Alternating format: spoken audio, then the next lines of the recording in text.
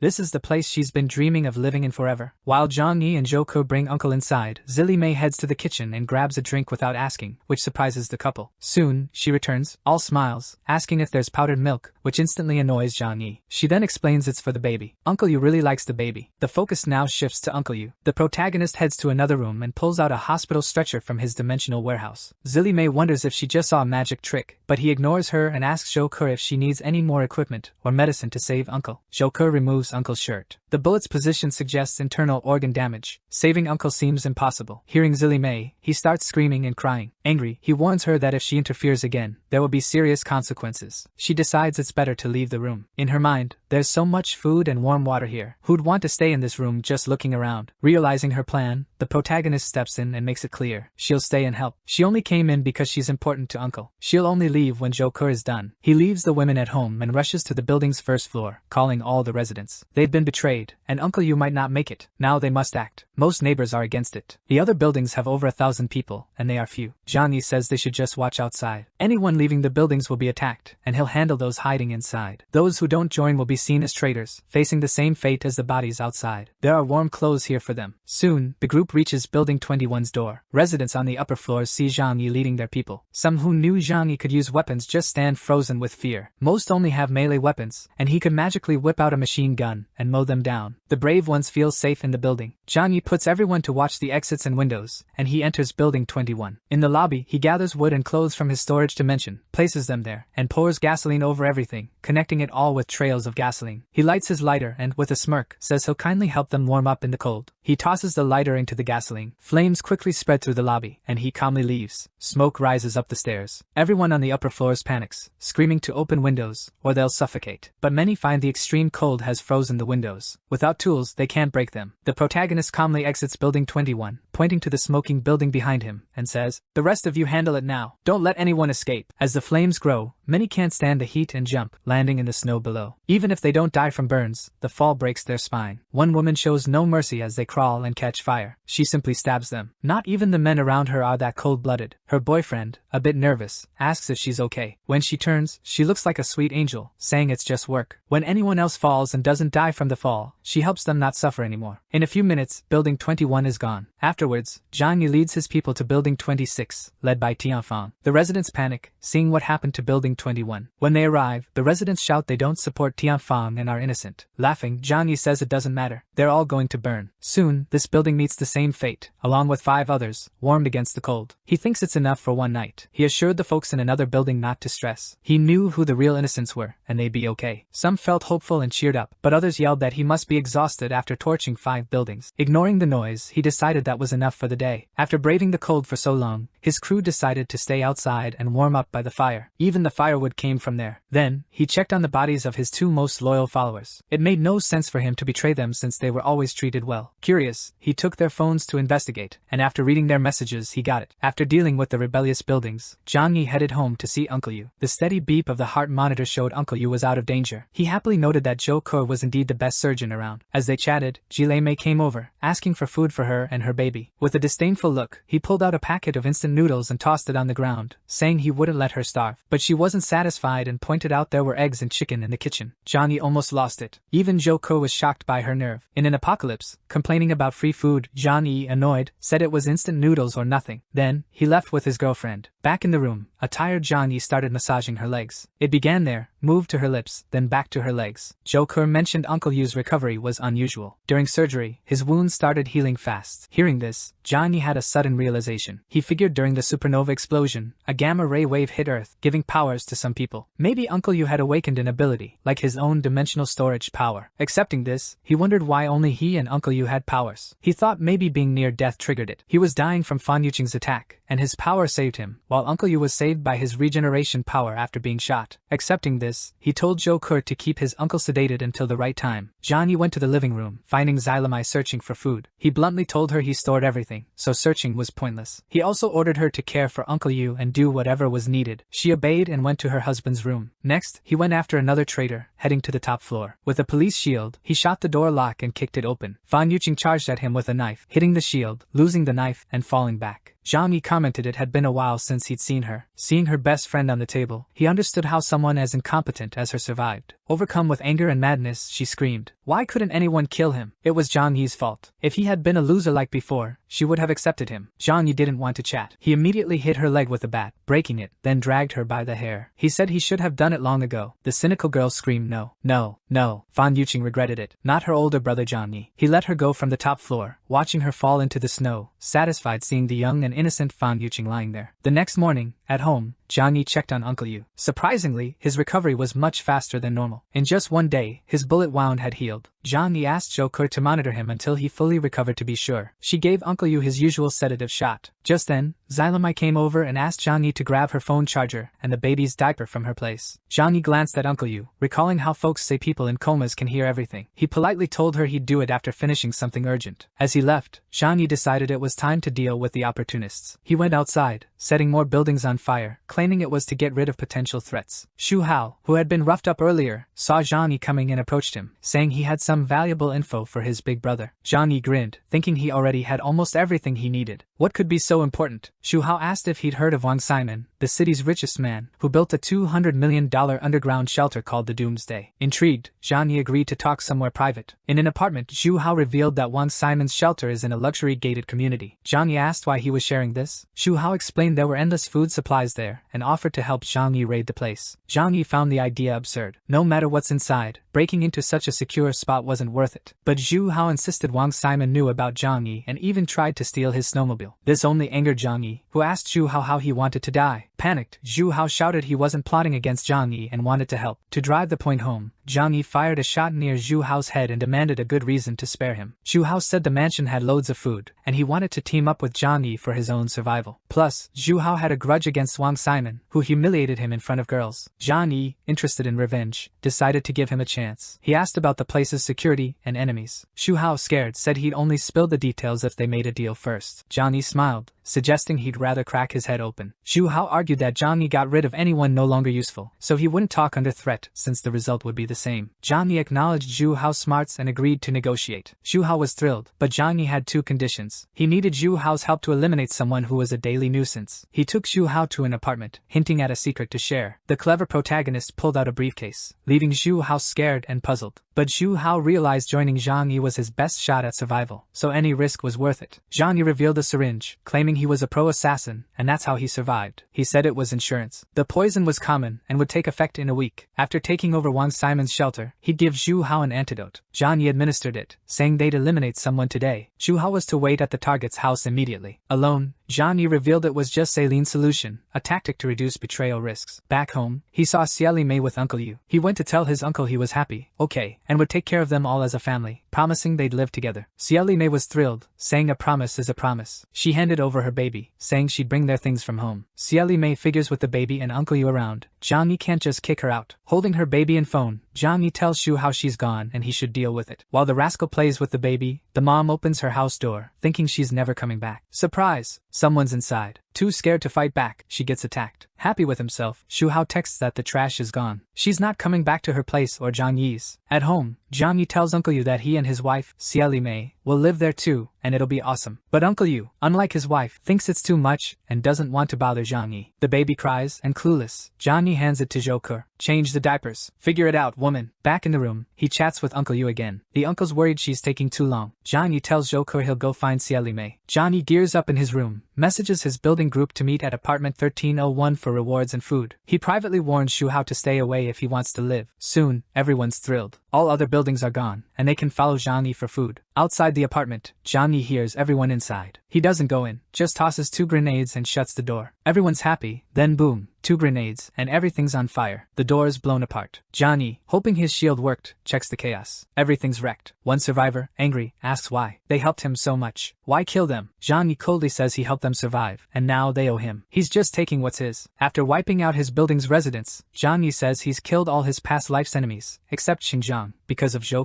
Back home, he tells Uncle Yu there's trouble. Neighbors rebelled and took out Xiaomei. They plotted with other buildings to get rid of them. Zhang Yi says he handled it, but some escaped. Uncle Yu, crying, blames himself. Frustrated, he punches the bed, making Zhang Yi wonder if his power is super strength besides healing. He tells him to calm down. Johnny admits he's also to blame. This world is harsh, but he'll find him a new woman, a real catch. This makes the old man blush. One last issue for Johnny is the baby. Joker says he won't stop crying, and nothing works. With a look, he asks if she's used that. She blushes, saying those are just for Johnny. The protagonist says he'll find someone to breastfeed the baby. We don't see if he talks to Uncle Yu about it, because next, Johnny's heading to Li Jian's building with the baby. Maybe this is the only building he didn't torch. He calls for Li Jian, saying he needs him. Johnny asks if he's scared. Li Jian admits he is, but running's pointless. Plus, coming with a baby doesn't seem like he's here to kill. He asks them to find a mom for the baby. There's food for whoever takes the child. Johnny promises not to harm him or his building, knowing they won't try anything. Li Jian, not too thankful, agrees to care for the child. He rushes to a woman, gives her the baby and food, and tells her to take it, because everything here is truly shared. Seeing how many people are still alive in his building, Johnny wonders what they'll do when the food runs out. Li Jian says they'll die with dignity when there's no food left. The main guy suggests they could solve the food issue with the stuff he burned before. Li Jian firmly says no, and despite Zhang Yi's attempts to sway him, Li Jian never wavered, so Zhang Yi admits he admires him. Li Jian also admires Zhang Yi's ability to keep his people alive. Li Jian thinks for a moment, and wants to ask a favor, but Zhang Yi cuts him off, saying no. Still, Li Jian continues, pointing out that Zhang Yi used to deliver food to all the buildings, so why not help now that there's just one left? Zhang Yi refuses and leaves but reconsiders. He says if he helps them now, it'll all go wrong, and they'll end up like the others. Instead, he gives them all his seeds. If they manage to plant them, they can be self-reliant. These seeds are the last thing he gives them. For the first time since the snow apocalypse started, Zhang Yi helps without any hidden agenda. Li Jian asks a resident if they can grow them, and an old biology teacher says it's not impossible. Maybe there's a small chance. Meanwhile, in his fancy home, Zhang Yi mentions the neighbor issue is sorted, and now they aim for a new fortress. Later, Joker comes home and asks if he's done with work. Yep. She takes off her coat and asks what he wants to eat. Joker, all innocent, starts cooking, but the cheeky protagonist stops her and says she should guess what he wants. She feels awkward, noting her uncle is in the next room, but Johnny says the house is soundproof and insulated. The next day, Joker, exhausted from all the effort, keeps sleeping. Johnny texts Su Hao to come over. Su Hao arrives quickly. The same guy who was once kicked around on Zhang Yi's orders is now in his cozy house. Out of respect, he sits on the floor, not the sofa, waiting for the boss. Johnny wants to know about the dealings with Wang Shimin. Before Su Hao can speak, Johnny tells him to shut up and hand over his phone. Su Hao freezes in fear. Why does he want his phone? Johnny insists, saying to hurry. He's going to read his chats with Wang Shimin. Su Hao says it's better not to. Suspicious, Johnny grabs him by the collar, asking if he's hiding something. After some threats, Su Hao hands over his phone. Su Hao admits he cursed Johnny a lot in there, but it's all part of the act, so don't take it personally. Johnny sees Su Hao has shared all his info with Wang Shimin, and they're talking about teaming up to take from Johnny. But Su Hao swears it's all to gain the rich guy's trust. Thinking it over, Johnny realizes Wang Shimin knows about his weapons, snowmobile, and bunker. He decides to use this to his advantage. Johnny tells Su Hao to spill everything he knows to Wang Shimin's house. If he misses a detail, he's dead. Su Hao tells all about the underground bunker, made with rocket materials, with sleep-inducing gases and flamethrowers at the entrance. Basically, it's an impenetrable fortress. The only way in is if those inside let you, so Johnny focuses on figuring out how to neutralize the gas and flamethrower system. Su Hao suggests pretending to capture Johnny to get Wang Shimin to let him in. This plan doesn't sit well with Johnny, but it seems like the only option. He has an idea. If he can use his dimensional space ability differently. Johnny, acting all strange, thinks about the possibilities. Then he tells Su Hao to leave, get out of here, and in 2 or 3 days he'll call him. But master, what about the antidote? I'll die without it, Su Hao pleads. Johnny reassures him, saying the poison takes 7 days to kick in, so there's time. He slams the door in Su Hao's face, pondering what else he can cheat with his power. He sits down, deep in thought. Suddenly, he starts a fire inside and tries to absorb it with his ability. If it works like preserved food, it'll be amazing. He absorbs all the fire without getting burned, then shoots it out like a cannon. He's thrilled by his overpowering ability. If this worked, what else could he do? He wonders if he could suck someone into the dimensional theft hole. With that in mind, Johnny finds a resident from Li Jian's building to test on. He tosses a stick in front of the guy, promising bread if he can hit it. The man is suspicious. Why would Johnny want to be hit with a stick? Is he a masochist? But the promise of food motivates him to swing with all his might. As Johnny expected, he sucks the guy into the dimensional space, slowly. Once inside, Johnny checks the space he controls. The man is frozen, unable to move, and seems lifeless. No pulse or breathing. It makes sense. Food doesn't spoil and stays the same. Everything is frozen in time. When he takes the guy out, he's alive, kicking the wood aside. Johnny asks how he felt seconds ago. Terrified, the man says he thought he was dead, in a white world with supplies everywhere. This blows Zhang Yi's mind. but he tells the man it was just a delusion. In his head, John E realizes time is different inside his dimension. Living beings don't die immediately, but staying too long can cause a mental breakdown. It's unclear if living things are harder to suck in than lifeless ones. He tests this by removing some of the man's fingers. They stay in the other dimension. Tell me, smart folks, how do you think Zhang Yi's power works? After messing up the guy, he gives him something for his fingers. See how nice he is. The man is happy, fingerless, insane, but at least eating well. Zhang Yi concludes he can throw objects out of the space. People can't be sucked or thrown out. I think the guy only entered because he jumped towards the portal. Fire can be sucked in and projected out any direction. With this info, Zhang Yi knows he can defeat Wang Shimin. He thanks his guinea pig friend for the help. The poor guy doesn't complain, grateful for food in exchange for fingers, saying he has 8 more. Zhang Yi suddenly strikes his jugular, and the man falls, confused. Evil Zhang Yi says he's no longer useful, and since he's had his meal, it's time to go. Strangely, the man, vision darkening, is happy to escape this cruel world. Back home, Zhang Yi plans to find more people from Lin Jian's building for combat practice over 3 days. After 3 days of wickedness, Zhang Yi calls Su Hao for a chat. But first, Su Hao begs for the antidote. The poison seems to be working faster. He feels it. Zhang Yi notices Su Hao is eating well now, but his appearance is worsening, all because of a fake injection. That's the power of psychology. The protagonist says he'll give a temporary antidote to ease symptoms for a while. Hurry up, I can't take it anymore. I'm dying. He applies it and mentions it'll last until they invade Wang Simon's underground bunker. After applying it, Su Hao thanks the master and says the plan can begin. He calls Wang Simon to arrange a meeting. I have a feeling Zhang Yi will do something. Later, he packs his things and tells Zhou Qi he's going on a mission. She's puzzled because all the neighborhood's issues are resolved. So why? He promises to explain to his girlfriend later. For now, she should stay in the building. He left enough food for almost a month for her and Uncle Yu. Worried, Zhou Qi tries to stop him from leaving. It's always dangerous outside. He tells her he's the danger out there. He gives her a sweet kiss and assures her everything will be fine. If that's the case, she calms down. Our Zhou Qi is a bit cheeky, folks. The mission is to head to the bunker, but unexpectedly, Su Hao is tied up behind. The protagonist explains they have to keep up appearances. The two walk into the city. Eventually, they reach the condominium area, once the city's wealthiest region. Zhang Yi notes that since it's the city's highest point, even the houses aren't covered by snow. I don't quite get it, but the place's topography means it snows less. From the condominium entrance, they proceed on foot. They're not taking the snowmobile to Wang Simon's house. A woman in one of the houses spots the duo arriving on a snowmobile. Seeing her empty house without food, she thinks this might be her chance. When they arrive at Wang Simon's mansion, it's already dark. In front of the house, Zhang Yi tells Su Hao to call the rich boy. Afraid of getting shot, he goes to the camera and says, "Incredible, legendary, rich, and handsome Wang Simon. It's me. I'm here for the meeting to discuss the snowmobile." On the other side, the rich kid is confused about why they're here today and not tomorrow, as planned. Plus, the snowmobile isn't with them. But anyway, Su Hao tells brother Wang Simon, "Please let us in. This is a unique chance to get what you want." Wang Simon warns that if they try anything, they'll be eliminated. Inside the mansion, Zhang Yi realizes the apartment doesn't even compare to this. Su Hao moves ahead, scared of getting shot. He says that beyond that door is indeed his house, and they keep walking. The millionaire Wang Simon presses a button on the computer, and then in the security corridor, defense mechanisms activate, releasing gas inside. On the rich kid's cameras, the smoke fills everything, and the screams from the two are desperate. When everything goes silent, he says it's time to treat the guests well. What he doesn't see is that within the smoke, Zhang Yi is wearing a gas mask and sucking all the smoke into the dimensional theft space. After a few minutes, the door opens. The plan is to shoot him when he approaches, but to Zhang Yi's surprise, the rich boy doesn't come, so he pretends to be unconscious and hungry with Su Hao, who says only Wang Simon and the beautiful girls live here. The heavily armed guy knocks on the protagonist to ensure he's out, and throws him on the bunk. At that moment, Zhang Yi realizes this person is a famous TV actor, and must be Wang Simon's friend. Inside, he tosses them on the ground like garbage bags. He ties them up, commenting that the security system is truly amazing. The rich guy notes it's obvious since the bunker cost $1 billion to build. Leaving them behind, they discuss how Zhang Yi hid the snowmobile nearby, so he'll go look for it. While they talk, Zhang Yi releases the gas he absorbed in the perfect direction toward the guys. "Hey brother Lin, why are you falling?" "I'm not, but why are you shrinking?" As the men hit the ground, Zhang Yi is already free. Su Hao and the two wealthy men are knocked out by the gas, and he's now free. The first thing he does is tie up the two and take their weapons. The guys had gold-plated Desert Eagles, and Zhang Yi decided to keep them for himself, following his own version of communism. The place was super fancy and huge. As he wandered through the rooms, he found an indoor plantation, now his. Upstairs, he discovered game rooms, where the beautiful girls Su Hao mentioned were, but oddly, they were all knocked out. In another room labeled dogs and cats, there were tied-up cosplayers, clothes scattered everywhere. One was awake, crying, and begging Mr. Wang Simon for forgiveness, saying they just wanted to go out and would do anything if he let them. Zhang Yi, showing no mercy, kicked her and said he now understood what was going on here. A few shots later, silence fell. In the surveillance room, Zhang Yi figured this was the heart of the chaos. Everything was controlled from here. After checking out the other countless rooms, many needing passwords, he gave up and woke the two rich guys by splashing water on their faces. "Are you awake?" he asked. The rich guy, confused, freaked out. Zhang Yi made it clear that magicians don't reveal their secrets, and had more important things to discuss. He asked if Wang Simon wanted to work with him. The answer was yes, as long as he wasn't harmed. Zhang Yi's condition was to live there with Simon, which shouldn't be a problem in such a big house. Surprised, Wang Simon asked if Zhang Yi just wanted to live there, not take over the place and its girls. Zhang Yi said no, the place was too big to live alone, it would be lonely. Wang, happy, said they could be friends. Zhang Yi said that once the snow was gone, being friends with someone as rich as Wang Simon was smart. Simon agreed but thought Zhang Yi was too scared to kill him. To free the rich guy, Zhang Yi wanted to learn the house's security system, passwords, and all. Simon had no choice but to agree, asking Zhang Yi to promise not to hurt him afterward. Zhang Yi promised he wouldn't harm innocents. With no other option, Wang Simon agreed. In the control room, the rich guy taught Zhang Yi everything, including passwords and instructions. With this knowledge, Zhang Yi was confident he could control the house. If so, brother Zhang Yi could let Simon go. Smiling slyly, Zhang Yi agreed. He pulled out a knife and cut Wang Simon's vocal cords, calmly telling him to breathe slowly, assuring him the pain would soon fade. He comforted the man, helping him peacefully transition to the other side. Simon, now silent, wondered why Zhang Yi was saying all this after deceiving him. Zhang Yi, as if reading his mind, said there was no point keeping a worthless person alive. Maybe it was because of the girls he saw inside. Yeah, that must be it. After dealing with the two, Zhang Yi cleaned up the mess from Wang Simon and his friend. He pondered what to do with Su Hao, who had been helpful and made everything go smoothly. While thinking, Su Hao woke up and saw the scene Zhang Yi wanted to hide, him cleaning up. But when released, Su Hao was just happy that the awful Wang Simon was gone, well deserved for his actions. Zhang Yi pointed to a backpack full of food, saying it was his reward for a job well done. Hearing food, Su Hao rushed over and started eating right there. The problem was that Zhang Yi mentioned the house's power wouldn't last long with the generators, and the food was running out, so that was all the reward he could offer for taking over the bunker. Su Hao, hearing this, refused to accept and questioned if he heard correctly. The protagonist confirms it, saying Wang Simon lived here with a bunch of people and they ate everything, probably because of all the women. Sounds about right. But Su Hao isn't buying it. He accuses Zhang Yi of hiding the good stuff and not sharing. Frustrated, he kicks the food backpack, refusing to accept it. He risked a lot for this place and feels cheated with such a small reward. Su Hao insists Zhang Yi is lying. He angrily approaches the protagonist, threatening that if Zhang Yi doesn't kill him, he'll spill the beans about Zhang Yi's supplies and powers to others. If not him, someone stronger will take Zhang Yi down. In a fit of rage, Zhang Yi shoots Su Hao in the chest. Su Hao hits the ground, unable to react because he's foolish. Zhang Yi remarks that anger only weakens you, not strengthens you. Without power, don't challenge those who have it. Taking back the backpack, Zhang Yi reflects that he was going to spare Su Hao and even gave him food, so why did Su Hao choose his own doom? Later, the protagonist sits in the living room, a whirlwind of thoughts in his mind. If Zhou Kai were here, it would be perfect. But what about Uncle Yu? Maybe Uncle can stay in the apartment, and he can move here with Zhou Kai. Wandering through the bar, he notes something's missing. He promised to find a lovely girl for Uncle Yu. How will he do that? No idea yet. He decides to grab a drink and check if the TV works. Surprisingly, there's cable TV with channels from everywhere. Curious about this, he discovers a network room. The mansion has its own internet server, connecting to the internet via Elon Musk's satellite. Zhang Yi can access global information with this setup. Searching the computers, he finds loads of stuff. Key info includes reports from other countries about people with special abilities. Some control fire, others turn green. Most, though, are deformed or have useless traits. Zhang Yi concludes that if powered people exist, it's another reason to stay in this secure bunker. His main goal now is to fetch his woman and bring her here. As he's about to start his snowmobile, a sweet voice calls out. Instinctively, he pulls out his gun. It's the redhead he saw earlier when he arrived. She asks for a favor. Instantly, he recognizes her. Is she Yang Mi, the hottest girl in China lately? Every guy in the country wants her. It's incredible, folks. She says she hasn't eaten properly for days and asks to go with him. Life's tough now, even for the rich, but if she wants to join him, she needs a good reason. She says if she gets food, she'll accept any condition, making it clear with a gesture that she means anything. Zhang Yi blushes, then starts drooling. His heart is hooked. He regains his cool and tells her to come along. They head to the bunker, and at the door, she asks if this isn't Wang Simon's mansion. Zhang Yi says no, it's his now. Inside, it's warm, so she takes off her coat. She thanks him for letting her in and asks about his connection to Wang Shiman. Instead of answering, Zhang Yi asks about her connection to Wang Shiman. Do the rich all know each other? She explains their families are wealthy, so they cross paths at fancy places and events, that's all. If that's the case, Zhang Yi says she shouldn't worry about Wang Shiman. He's moved out. They have tea to warm up, and then she asks if she can shower before they chat more. Of course, she undresses and heads to the shower. Guys, keep it together. Inside, she thinks he's quite charming. If it means survival, she's willing to make sacrifices. Her plan plan is to ask to stay with him for a while, just until the extreme cold passes. Imagining what she'll have to give in return, she blushes and tries to convince herself it's for her own good. It's just a favor swap. She needs protection. Leaving the bathroom, she wraps herself in a towel and heads to him in the living room. She asks directly if she can stay with him. It's tough for a weak woman to survive alone in such a harsh world. She uses her best tactic, saying if it's just for a bit, no one will know about them. Johnny takes her hand and goes to get more wine. He asks if she really thinks the ice will melt and the world will go back to normal. She insists it must. If so, he says fine, but she has conditions. Johnny can't tell anyone she was with him after the freeze ends, as she's famous and it would ruin her career. He agrees. Now, Zhang Yi's first rule is she must follow all his orders. First up, they need to burn calories with some enjoyable couple activities. They have to use a lot of energy together. After some intense moments, Zhang Yi shows his power by creating a new outfit for her. She's amazed and asks if he's a powerful magician. If so, she wants to talk more. Still in a towel to keep her natural charm, Zhang Yi, to show his power better, conjures a full meal with pizza and roast chicken. If she obeys, she can enjoy this comfort. All she has to do is follow his wishes. She drools over the food. Zhang Yi tells her to be smart and just accept it. She's thinking why, as a famous actress, she can't be caught with just anyone. She's worried about her reputation and says she has more conditions. Their deal is only valid until the world thaws. Everything they do is a secret. Looking at her, Zhang Yi says she's beautiful. Her second condition, said with embarrassment, is she can't be forced into anything too perverted. He has to agree, and then they can have a colorful friendship. Zhang Yi gets close and says she came for help, so she can't ask for too much. Plus, if it's fun for him, it will be for her too. He opens the door for her while she's hesitant, but she eventually agrees. Zhang Yi says he'll go out to find someone else to live here. But first, he asks if many wealthy people still live in this condo, and if she knows them. If everyone here had millions, they might have survived. What Zhang Yi really wants to know is if she knows a beautiful woman to introduce to someone. She says most wealthy here are older. Does his friend mind? That's perfect. His friend is 40. If so, she knows Jo Jaime. Once a goddess to many, Zhang Yi tells her to call the woman. She calls and explains the situation. Minutes later, the legendary Jo Jaime arrives. Zhang Yi shows his power to conjure food and gives it to her. That's why she came. He quickly asks if things are clear to her too. They're making a deal of food for his friend. They're heading out now. Zhang Yi warns if info about this place leaks, both will die. Meanwhile, near the luxury condos, in a place called Shu, some people are ready to walk in the cold and dig in the snow. They can handle the cold, break the ice, and fish. While fishing, they spot something coming. It's a snow vehicle and a beautiful woman. The bike's noise sends the fisherman's wolves after it, dragging sleds. One tries to hit Zhang Yi with a trident. To dodge, Jo Jaime falls from the snowmobile, worried about Uncle Zhang Yi's woman. He stood in front of her, pointing at them. You know I'm armed, right? The bold ones ask how many bullets he's got. Can he take them all out? They'll risk it for the snowmobile. Zhang Yi tries to reason, saying he doesn't need to kill everyone, but if they push him, he will. One guy says if he leaves the snowmobile and the woman, he can walk away alive. Jo Jaime, behind him, thinks this might be true and gets scared, but Zhang Yi firmly asks if they're nuts. The man insists they could let food slip away to search for more. Zhang Yi has no choice. He pulls out his Desert Eagle and shoots them all. The first guy gets a bullet to the forehead, and the noise draws the dogs. Zhang Yi uses his storage skill to suck the wolves into a dimensional space. Jo Jaime hops back on the snowmobile, and they take off. The others return to find their brothers' bodies in the snow and notice the dogs are gone. They look around, confused about where the dogs went. This outsider killed their people and took their dogs. They can't let this slide. They need revenge. They carry the bodies back to their village. In the village, there's a castle, and inside, an otaku is hugging a Dakimakura pillow. Are you like that too? No point in lying, I know. The villagers, defeated by Zhang Yi, go to talk to the otaku in his room. They're disgusted, asking if he wouldn't prefer a real woman over a 2D one. The boy is lost in his world, so they pull his blanket to wake him up. It's so serious he doesn't even notice people watching him date. Wait outside, I'm dating. Later, he leaves his wife and talks to the men. They tell him about a guy with a snowmobile and a beautiful 3D woman. They need that snowmobile and want revenge for their brothers. They came to the chubby guy because this outsider might have powers like the otaku. They want his help to capture Zhang Yi and get the snowmobile.